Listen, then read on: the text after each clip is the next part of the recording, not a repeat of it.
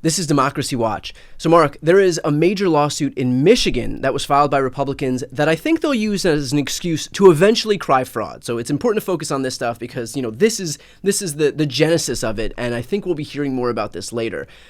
So can you speak on the suit that was filed against Governor Whitmer in the critical swing state of Michigan? Yeah, Brian, I when I saw this lawsuit, I immediately consulted my Yiddish dictionary and looked up chutzpah.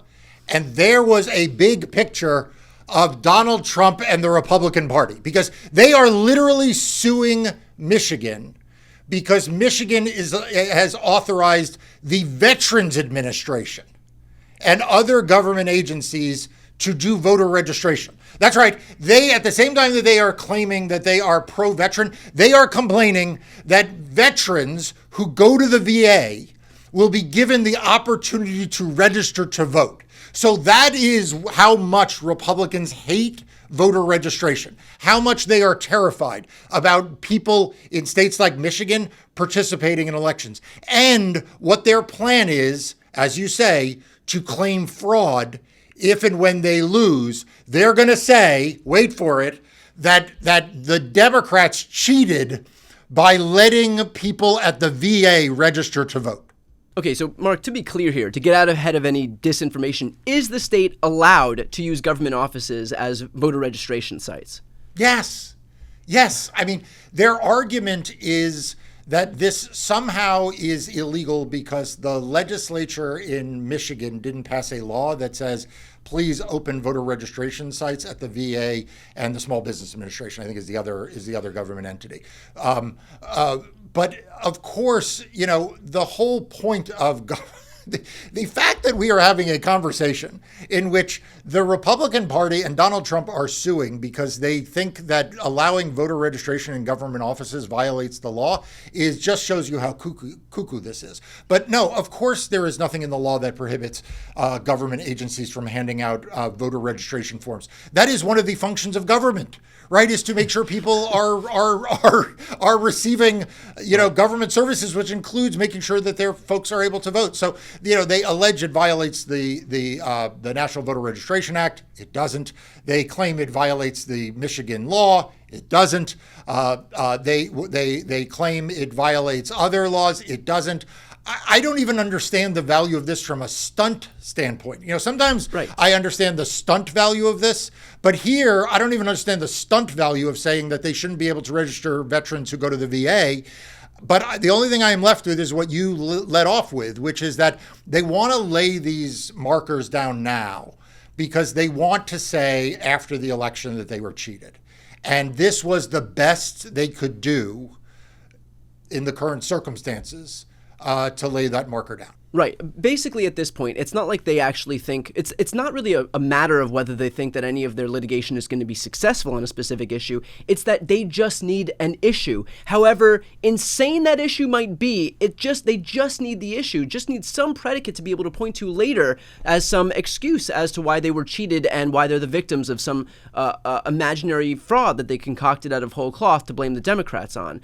And so, I guess on this point, when they're throwing veterans under the bus for the crime of looking to get registered to vote, it really does show the extent to which they've lost the plot. Right. And also, usually what they've been saying in recent weeks is, this is all about registering illegal voters. The VA? I mean, like literally. I mean, if you wanted to find a category of voters who are not just legally eligible to vote, but who, by virtue of what they have given to this country, are exactly the kinds of people both parties should want to vote, it would be people who are visiting the Veterans Agency. Right. And also not a group of people who one might think is some, liberal bastion. This isn't exactly a college campus here. Like, it seems like a kind of a bizarre group of people to pick on if you're the Republican Party, the party of the troops. But, I guess that just shows the extent to which they've continued sprinting off the cliff to the far right. At the same time, we have right-wing groups that have filed suit against Biden for his executive order on voting initiatives. So what is this lawsuit challenging specifically, and how likely is this lawsuit to succeed? Yeah, so look, this is part and parcel of this overall effort, right? They want to make it harder to vote and easier to cheat, and they want to lay down markers where they can say they were aggrieved by unfairness. So we saw a lawsuit in Pennsylvania, if you recall, because the governor there had put in place an executive order or policy encouraging agencies to allow voter registration. They also challenged the executive order, the President Biden executive order there. And now we have this most recent lawsuit that you're mentioning that is being brought by the American First Policy Institute, which is Stephen Miller's organization, as well as Congressman Ronnie Jackson, right? Ronnie Jackson is in the mix here. Yeah, upstanding member of the medical community and political community as well. Correct, as well as some other members of Congress and the Ohio Secretary of State, and saying that it violates federal law and the Elections Clause. Again, I could say till I'm blue in the face, of course it doesn't violate the Constitution and it doesn't violate the Elections Clause for government agencies to provide opportunities for people to register to vote. I can say that till from now until Election Day. But we have to take a step back and say why? Why is Stephen Miller and Ronnie Jackson and others, why are they so concerned that people who visit government agencies are going to be registered to vote?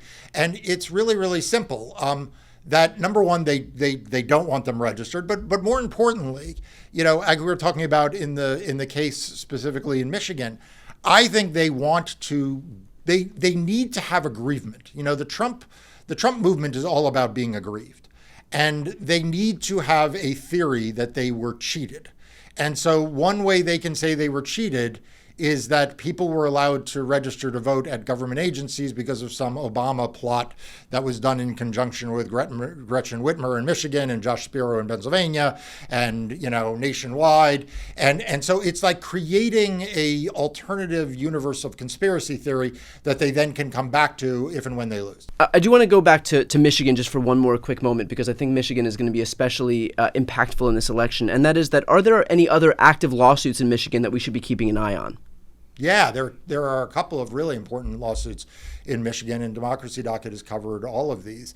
But one of them is trying to purge voters. It's not a surprise that at the same time they are trying to prevent people from being able to add themselves to the rolls by registering, they are trying to remove voters from the rolls, right? Is there any voters that they want left? I mean, they don't want any existing voters, any new voters, Right. So that's number one. And number two is there is a lawsuit where they want laxer rules to be able to allow partisan election challengers and poll watchers, right? So fewer voter rolls off, kick people who are on the rolls off, prevent people from getting on, and then empowering Republican thugs at the polls to challenge voters and to potentially intimidate voters, right? So it's all of a cohesive whole. You can't parse these lawsuits apart without understanding the overall strategy, which is to make it harder to vote and easier to cheat.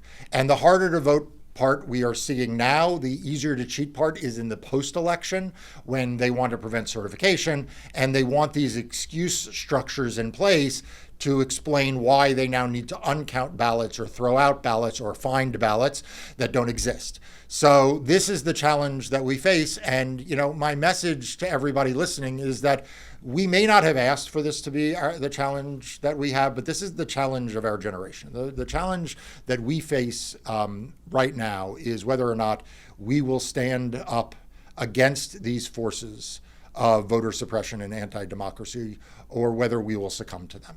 And so I know that a lot of people watching have a list of grievances and litany of concerns that they wish the Biden administration or the Democrats would address. And my message to you is, that's all well and good. When we get back to governing in 2025, we can take that list up. But in the meantime, you need to set aside whatever other concerns you may have or other agenda items you would have for the administration. And you need to just recommit yourself to democracy. You need to make sure you are registered to vote. You need to make sure your friends and families are registered to vote. You need to make sure you have a plan to vote. And you need to vote enthusiastically, as if democracy is to take this November for Democrats up and down the ballot, and really just keep that as your central concern.